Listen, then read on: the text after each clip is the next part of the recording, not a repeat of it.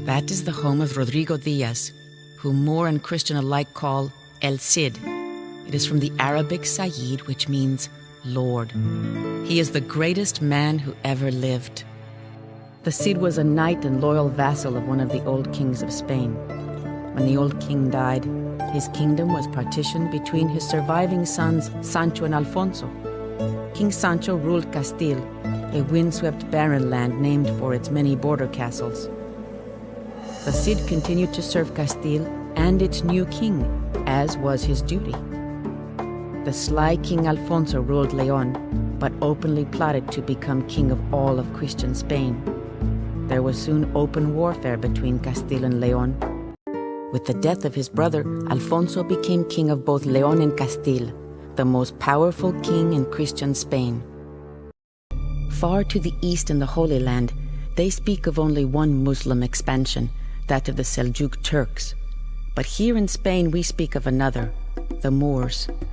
The Moors ruled southern Spain for so long that Christian and Muslim often lived side by side with little animosity. Such was the case in the city of Toledo, which was in Moorish lands but inhabited by Christians as well. He ordered the Cid to command the army, though one must wonder if once again he was intentionally putting the Cid in harm's way.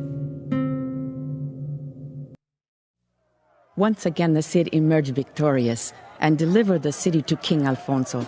Moor and Christian alike shouted his name from the city walls and named him El Cid Campeador, my lord, the conqueror. After nearly 400 years of Moorish rule, the city of Toledo was ruled by a Christian king.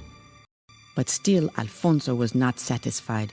He accused the Cid of seeking personal glory at the expense of the crown. When he heard the peasants shouting the name of the Cid instead of Alfonso's own name, he became even more angered.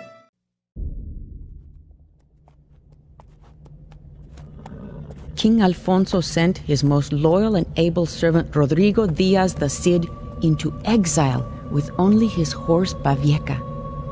Myself and our 2 daughters were left at the monastery in Castile. When Rodrigo and I parted, it felt like a nail being torn from its finger. Rodrigo rode alone into the Castilian winter. He was not alone for long. Everywhere the Cid went, mercenaries and soldiers were eager to follow. Soon he had a small army of his own. But the Cid was not content to wander the wilds of Castile forever. He needed a castle and a lord to serve. This too he found in the most unlikely of places. Motamid, Lord of Zaragoza, was a gifted leader of men, but like many of the Moors, he was also a poet and artist. The cultural achievements of the Moors made the rest of Europe seem barbaric by comparison.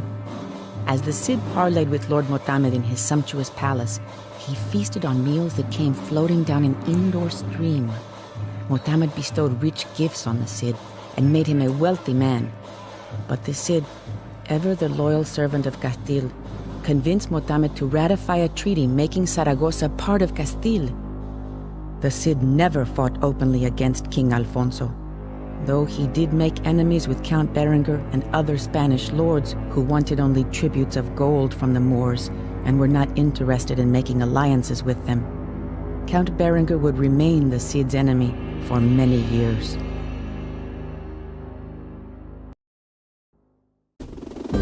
King Alfonso watched with alarm as the combined Christian-Moorish forces of the Cid gained power and prestige.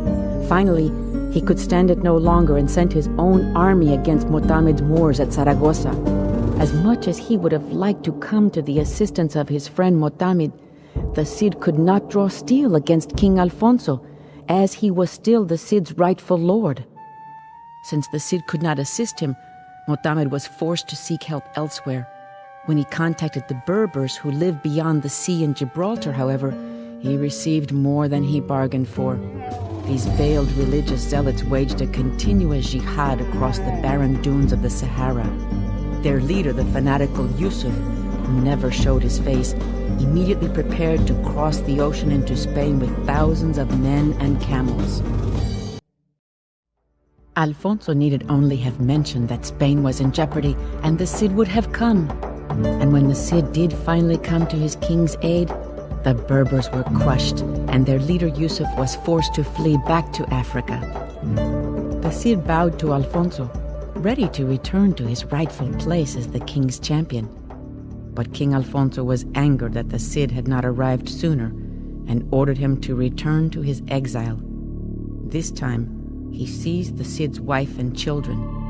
Many long years did I rot in the dungeons of Castile.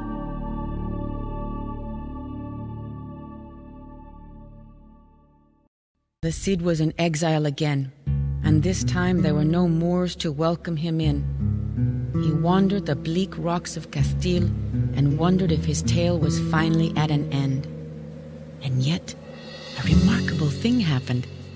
Many mercenaries and knights knew of the tales of the Cid and were eager to follow him, even without a castle. As the Cid wandered further south, more men, Christian and Muslim, joined his army. Eventually, the Cid had a large enough force to carve out a fiefdom of his own. King Alfonso had set his sights on beautiful Valencia, the jewel of the Moorish coast, but the Cid was closer and could get there sooner. If he conquered Valencia, the Cid would have protection not only from the machinations of Alfonso, but also a bulwark against the inevitable second invasion of Yusuf and the Berbers. Events would have unfolded simply then, had not our old enemy, Count Berengar of Barcelona, picked that moment to strike back at the Cid. Complete with palm trees, silk market, and abundant fish and waterfowl. After the Cid had secured the castle and saw to the defenses of the city, he sent for me and the children. Our reunion took place on the highest tower of the castle, before a sea that consumed the entire horizon. We turned Valencia into our own kingdom, uniting 8,000 Christian and 20,000 Moorish soldiers. It was the greatest of the Cid's accomplishments to date. We were far away from the reach of King Alfonso, and Count Berengar himself was safely locked in Valencia's dungeons. If only the tale of the Cid had ended there beneath the Valencian sunsets, but it was not to be. Valencia lay right in the path of the advancing horde of frenzied Yusuf and his Berber hordes.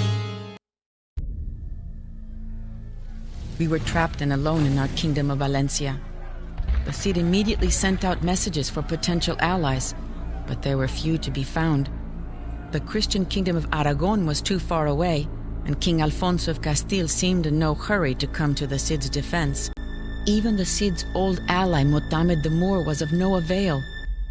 The Berbers rode around the city for 10 days and nights, shrieking and banging their weapons on shields made of hippopotamus hide. But the Cid comforted his troops, prayed and planned a counterattack. And then the unthinkable happened. During a brilliant surprise attack to capture gold and horses from the Berbers, Rodrigo Diaz, my Cid, was shot by a stray arrow. His attack became a rout, and the Cid's men barely made it back to the castle with his broken body. Rodrigo and I knew he would not last the night, but we also knew that without their Cid to lead them, the soldiers of Valencia would never have the strength to stand against the Berbers. So it was that even as he breathed his last breath, I strapped my husband onto his horse Bavieca and placed his sword Tizon in his hand. Bavieca stood out above the city of Valencia. It was the twilight of Moorish Spain. The Berber army had been broken, and Valencia withstood the siege. King Alfonso would not allow us to bury the Cid until he could personally attend the funeral. When he arrived, he dispelled all thoughts of interring the Cid into the earth. Instead, the Cid's body was preserved and placed near the altar of the church, seated on an ivory stool that he had captured from the Moors, clothed in precious silk and holding his sword Tizon in his left hand.